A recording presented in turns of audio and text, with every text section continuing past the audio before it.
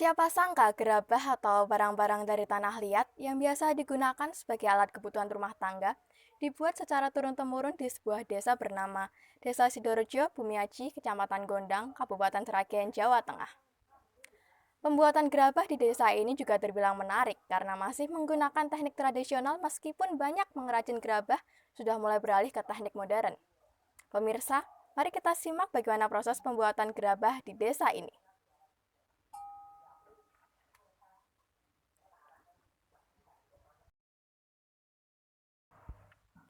Dalam pembuatan gerabah tradisional tentunya tidak perlu membutuhkan banyak alat ataupun mesin. Prosesnya pun juga sederhana. Dimulai dengan mengambil tanah liat yang kemudian dijemur di bawah sinar matahari hingga kering, lalu direndam di dalam air. Diperlukan juga pasir sungai yang berwarna merah dan pasir padas berwarna putih yang sudah disaring. Ngilas ngilas bahane itu sulit.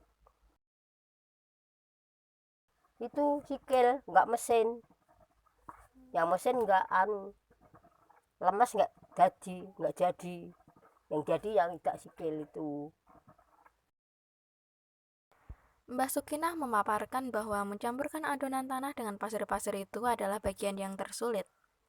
Tanah liat yang sudah direndam kemudian dicampur dengan pasir merah dan pasir putih dengan takaran yang tepat, lalu diaduk menggunakan tangan dan kaki hingga tercampur. Setelah menjadi satu adonan, bongkahan tersebut diambil untuk dibentuk gerabah di atas meja putar. Teknik ini disebut dengan teknik putar atau throwing. Diperlukan sedikit air supaya adonan gerabah mudah dibentuk. Lalu, tekan adonan tersebut dengan tangan sambil diputar. Dengan menggunakan secari kain basah, bibir atau pinggiran adonan dibentuk hingga bulat melingkar. Kemudian, sekeping papan digunakan untuk menghaluskan bagian tepi dari gerabah tersebut.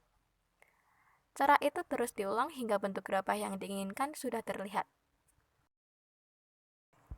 Setelah halus, Mbah Sukinah menggunakan kawat untuk memotong gerabah tersebut.